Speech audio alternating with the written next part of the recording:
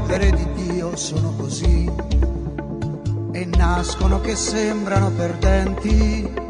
Tra mille più sconfitte si fa strada. Daniel Comboni est né à Limone-sul-Garda en Italie le 15 mars 1831 de Luigi Comboni et de Domenica Pace. Le couple avait eu 8 enfants, dont le 4e était Daniel, et tous étaient morts un peu prématurément. Le seul enfant survécu est Daniel. À l'âge de 11 ans, ses parents l'ont envoyé à Vérone au pensionnat du père Nicolas Mazza pour qu'il puisse étudier. Et à 16 ans, il a fait le serment de se consacrer à vie à la mission de l'Afrique centrale. À l'âge de 23 ans, Comboni a été ordonné prêtre.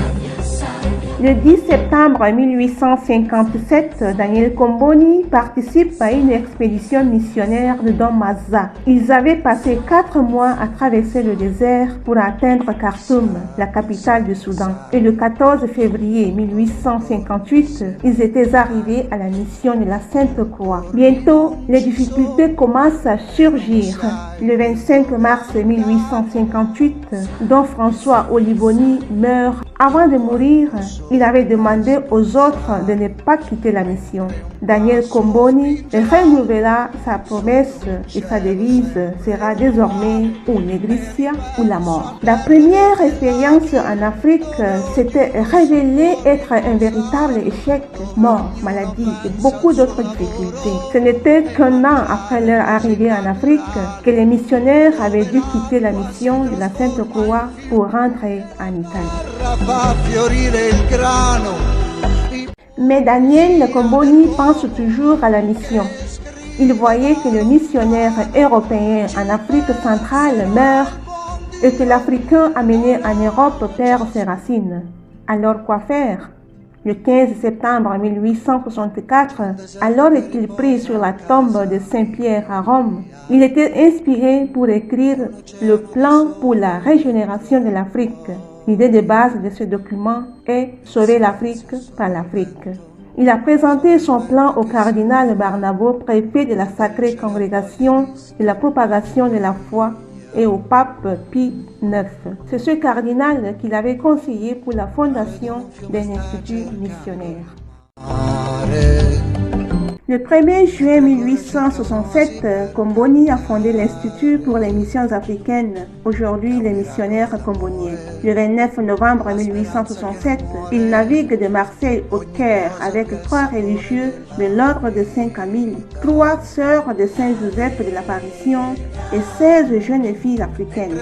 Au Caire, il a créé des instituts, un masculin et un autre féminin, pour préparer le personnel missionnaire avant de partir en Afrique centrale. En mars 1870, Comboni avait participé au Concile Vatican Ier en tant que théologien de l'évêque Luigi di Canossa. Il voulait que la réalité africaine soit tenue en compte dans ce cadre ecclésiastique. Malheureusement, à cause de la guerre, le concile a été suspendu. Avec sa longue expérience missionnaire, Comboni était convaincu plus que jamais que sans les sœurs, la mission en Afrique centrale se dirigerait vers un véritable échec. Ainsi, le 1er janvier 1872, il fonda à Vérone l'Institut des pieuses mères de l'Afrique, sœurs missionnaires comboniennes. C'est cette année-là qu'il crée la première revue missionnaire en Italie, Annales du Bon Pasteur, qui s'appellera plus tard Nigrizia. Le 2 juillet 1877, Comboni était nommé vicaire apostolique de l'Afrique centrale et le 12 août, sa consécration épiscopale avait eu lieu à Rome.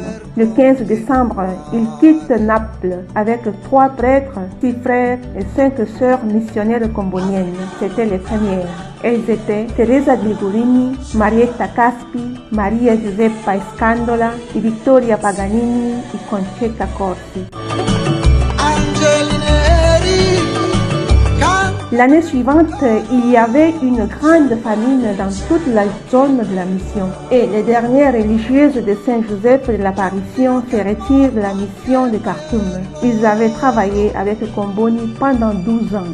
En 1879, Comboni envoyait 2 nouvelles expéditions missionnaires en Afrique avec des prêtres, des laïcs et des religieux. Et même pas une année écoulée, la sœur Maria Bertuzzi meurt à El Obeid. Elle était la première missionnaire combonienne à succomber en Afrique. Elle n'avait que 21 ans. Daniel Comboni avait traversé le désert 8 fois dans sa vie. Son esprit missionnaire et sa capacité de communiquer lui ont permis d'être toujours en mouvement, par mer, par train, à dos de chameau, en bateau, à pied, etc. Comboni était reparti à Khartoum pour rencontrer le gouverneur de la région et proposer un plan pour l'abolition de la traite des esclaves dans la région de Nuba. Nous en sommes en juillet 1881 et lorsqu'il arriva à Khartoum, il tombe malade. Entre septembre et octobre 1881, un moment tragique commençait pour la mission. De nombreux missionnaires étaient morts en peu de temps et une terrible pénurie de nourriture et d'eau a frappé toute la région.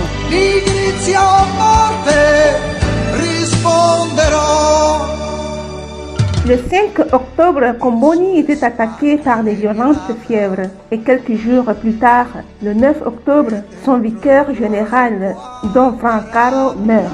Comboni ne se remettait pas de ses fièvres et le 10 octobre, il entre en agonie. Un petit groupe de ses missionnaires l'accompagne dans ces dernières heures, tandis qu'il répétait d'une voix faible et tronqueuse: « Mon Jésus, miséricorde ».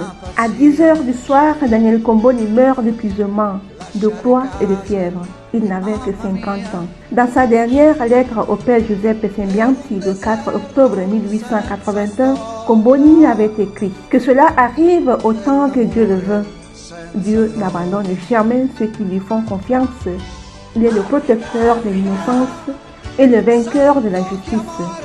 Je suis heureux sur la croix qui, portée avec plaisir pour l'amour de Dieu, engendre le triomphe et la vie éternelle. Je meurs, mais mon œuvre ne mourra pas. » Comboni a été béatifié le 17 mars 1996 par le pape Jean-Paul II et canonisé le 5 octobre 2003 par le même pape. Sa fête officielle célébrée chaque 10 octobre. Posso morire, ma la mia opera non morirà.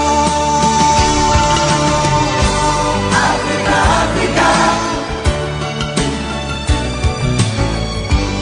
Africa, Africa, son qua.